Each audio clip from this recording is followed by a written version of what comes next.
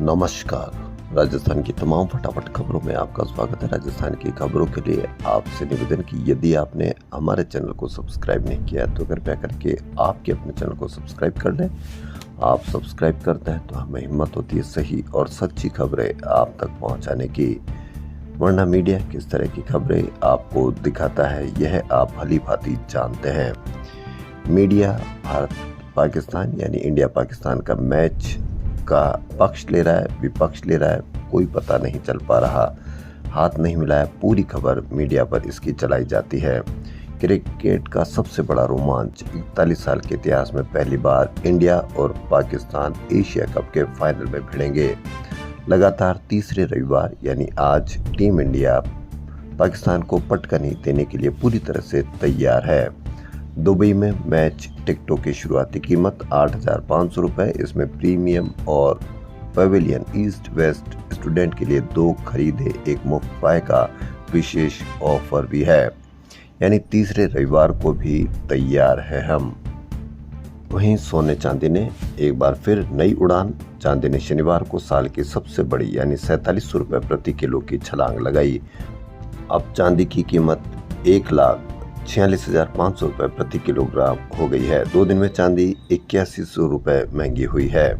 वहीं शुद्ध सोना भी 800 रुपये बढ़कर 1,17,300 रुपये प्रति 10 ग्राम के नए शिखर पर पहुंच गया है। जेवराती सोना 1,09,400 रुपये में बिका। जी हां, अब आपका मंगलसूत्र बनवाना और भी महंगा हो गया है। वहीं पूर्व मंत्री और वरिष्ठ आदिवासी नेता नंदलाल मीणा का अहमदाबाद के निजी अस्पताल में निधन हो गया। वह लंबे समय से बीमार थे। मीणा 8 बार विधायक, 1 बार सांसद रहे। नंदलाल का नाम हमेशा प्रतापगढ़ को जिला बनाने की ऐतिहासिक पहल से जोड़ा जाएगा। 2008 में तत्कालीन सीएम वसुंधरा राजे ने उन्हें मंत्री पद देने का प्रस्ताव रखा जब उन्होंने जिले की मांग को प्राथमिकता दी। नंदलाल के बेटे हेमंत मीणा भजनलाल सरकार में मंत्री है। शराब पार्टी जी हां कितना नुकसान कर सकती है इसकी एक मिसाल। शराब पार्टी में विवाद के बाद चचेरे भाई ने दोस्त के साथ मिलकर युवक को एसयूवी से कुचलकर मार डाला। आरोपी करीब 200 मीटर तक युवक को घसीटते हुए ले गया।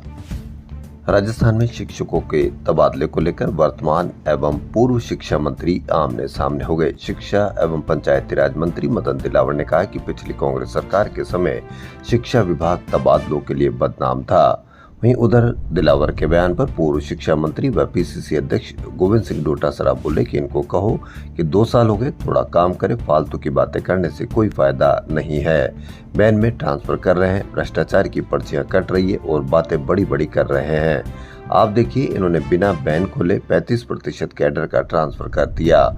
राजनीतिक द्वेषता से 500 किलोमीटर दूर फेंक दिया। पैसे लेकर ले आए और आरोप दूसरों पर लगा रहे हैं। 2 साल हो गए। यदि हमारे समय का कोई भ्रष्टाचार है तो आपको उजागर करना चाहिए। आपका तो आज ही अखबारों में छपा है किस टेंडर में क्या खेल हो रहा है। इनको आरएसएस ने बयान देने के लिए ही मंत्री बना रखा है। एसएमएस अस्पताल के यूरोलॉजी विभाग के डॉक्टर जल्द ही रोबोट से किडनी ट्रांसप्लांट करेंगे। इसके लिए 4 अक्टूबर को पहली रोबोटिक रीनल ट्रांसप्लांट सर्जरी की जाएगी। यूरोलॉजी विभाग के अध्यक्ष डॉक्टर शिवम प्रियदर्शी ने बताया कि यहां पर रीनल ट्रांसप्लांट के लिए आधुनिक रोबोटिक मशीन उपलब्ध है। वहीं राजस्थान सरकार 8 साल बाद फिर ग्रामीण बस सेवा शुरू कर रही है। नाम अपनी बस होगा। शुरुआत में 25 ग्रामीण रूटों पर बसें चलाई जाएगी। किराया 1.5 रुपये प्रति किलोमीटर होगा। खास बात यह कि रोडवेज प्रशासन पहली बार रेवेन्यू शेयरिंग मॉडल पर इन बसों का संचालन करेगा।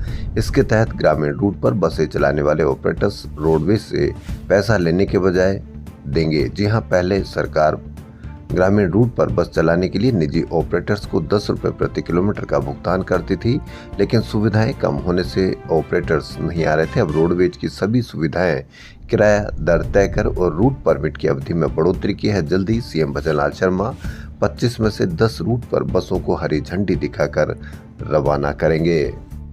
हथियार लाइसेंस हर वर्ग के लोगों के लिए स्टेटस सिंबल बन चुका है। यही वजह है कि लाइसेंस के आवेदकों की संख्या बढ़ रही है। 20 साल में झुंझुनू में 135 और सीकर में 129 लाइसेंस दिए गए। झुंझुनू के निवर्तमान कलेक्टर रामअवतार मीणा ने 9 माह में रिकॉर्ड 29 लाइसेंस दिए। झुंझुनू में 20 साल में 19 कलेक्टर रहे, पर लाइसेंस देने में मीणा का नाम सबसे ऊपर है। राजस्थान लोक सेवा आयोग की ओर से 28, 29 और 30 सितंबर को आयोजित होने वाली सहायक अभियंता संयुक्त प्रतियोगी परीक्षा 2024 के लिए जिला प्रशासन ने कंट्रोल रूम की स्थापना की है। इसके लिए हेल्पलाइन नंबर भी जारी किए गए हैं। वहीं Rajasthan medical college teachers association ने पिछले 19 दिन से एसएमएस अस्पताल परिसर में चल रहा धरना शनिवार को खत्म कर दिया। यह निर्णय मेडिकल शिक्षा सचिव अमरीश कुमार से चर्चा के बाद लिया गया। इसमें प्रमुख बिंदुओं पर सहमति हो गई है। बैठक में जयपुर, अजमेर, बीकानेर, जोधपुर व उदयपुर मेडिकल कॉलेज के RMCTA के प्रतिनिधि शामिल हुए थे। समझौते के अनुसार अब राजमेश और सरकारी मेडिकल कॉलेज में डॉक्टर्स को सीधे प्रोफेसर नहीं बनाया जाएगा। पहले पात्रता तय होगी, इसके बाद सहायक आचार्य भर्ती किए जाएंगे। देश भर में डॉग बाइट को लेकर सुप्रीम कोर्ट व राजस्थान हाई कोर्ट चिंता जता चुके हैं। हाई कोर्ट ने कहा था कि शहरी सड़कों से आवारा कुत्ते व पशुओं को हटाया जाए। वहीं सुप्रीम कोर्ट ने कहा था कि बच्चों को किसी भी कीमत पर रेबीज का शिकार नहीं होना चाहिए। हालांकि सुप्रीम कोर्ट ने बाद में संशोधित आदेश में आवारा कुत्तों को पकड़कर नसबंदी के बाद उसी इलाके में छोड़ने को कहा। वहीं आवारा कुत्तों को पकड़े जाने पर रोक लगाने से इनकार करते हुए कहा कि सार्वजनिक जगह पर कुत्तों को फीडिंग नहीं कराई जाए। यदि आंकड़ों पर गौर करें तो 2024 में देश भर में 37 लाख से अधिक डॉग बाइट के मामले दर्ज हुए हैं। इनमें से 5.19 लाख से ज्यादा पीड़ित 15 साल से कम उम्र के बच्चे थे। बता दें कि हर साल 28 सितंबर को विश्व रेबीज दिवस मनाया जाता है। इस साल की थीम संदेश साझा करे जीवन बचाए है। लेकिन आपको मीडिया पर इससे ज्यादा चर्चा आई लव की मिलेगी, बजाय इसके कि कितने लाख पीड़ित बच्चे डॉग बाइट से पीड़ित होते हैं या टोटल 37 लाख से अधिक डॉग बाइट के शिकार होते हैं। भारतीय कृषि अनुसंधान परिषद की एक शर्त प्रदेश के कृषि संकाय के विद्यार्थियों के लिए परेशानी का सबब बन रही है। विद्यार्थियों ने CUET की परीक्षा दी थी। अब CUET के आधार पर परिषद ने एग्रीकल्चर यूनिवर्सिटी में प्रवेश के लिए काउंसलिंग का नोटिफिकेशन जारी किया।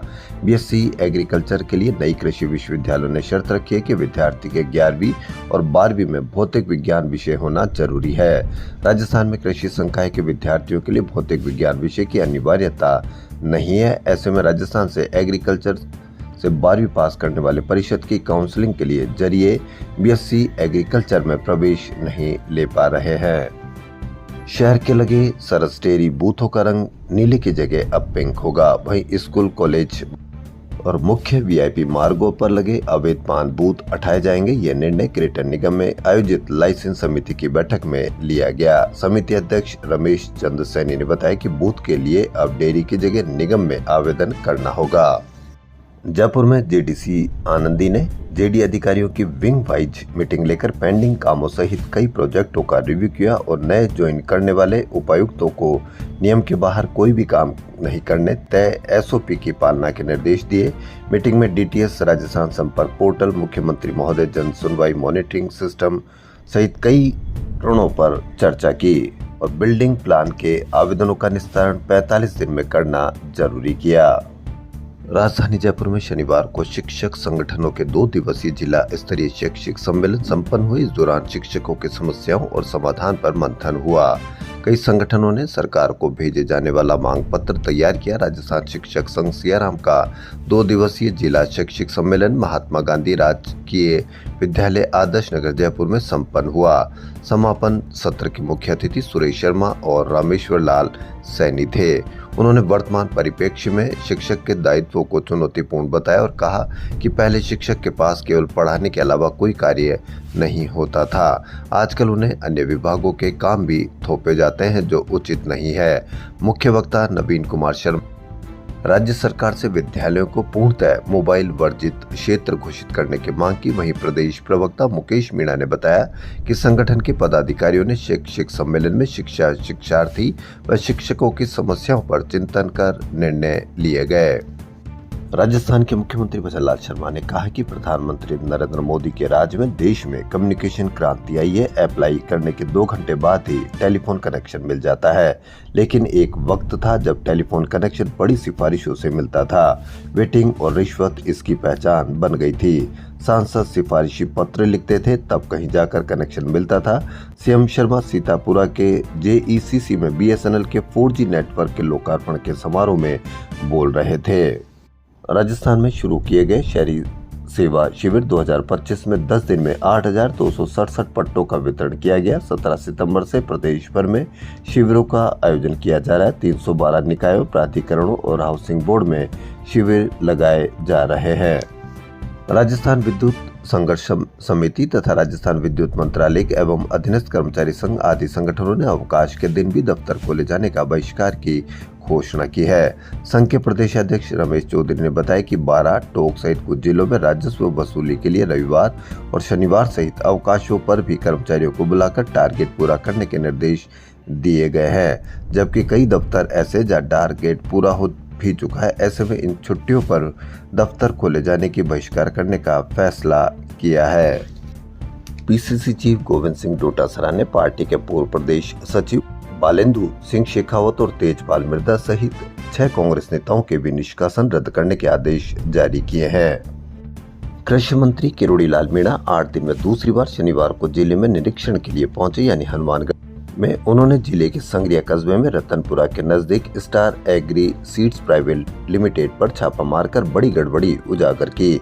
निरीक्षण के दौरान यहां एक ही छत के नीचे 2 नामी कंपनियों के बैग में गेहूं के बीज की पैकिंग की जा रही थी। राशि कंपनी के बैग में गेहूं का बीज भरा हुआ मिला, जबकि बैग पर मैन्युफैक्चरिंग कोयम्बटूर अंकित था। इस बारे में जब कंपनी प्रतिनिधियों से मंत्री ने सवाल किए तो वह कोई संतोषजनक जवाब नहीं दे पाए। इस पर कृषि मंत्री किरोड़ी लाल मीणा ने बीज की बिक्री रोकने और सैंपल भरने के निर्देश दिए। कृषि विभाग की ओर से देर शाम तक करीब 30 सैंपल भरे गए, साथ ही हजारों क्विंटल गेहूं और सरसों की बिक्री रोकी गई। कार्रवाई देर रात भी जारी रही। सिमलिया कोटा की एक घटना। पुलिस ने सिमलिया भाजपा मंडल के पूर्व उपाध्यक्ष, कल्याणपुरा निवासी महावीर उर्फ सिंटू मालव और विकास उर्फ विक्की गुर्जर को 3.6 ग्राम स्मैक सहित गिरफ्तार किया है। राजस्थान की खबरों में फिलहाल इतना ही। यदि आपको राजस्थान की खबरें पसंद आ रही तो आपके अपने चैनल को सब्सक्राइब कर लें। धन्यवाद।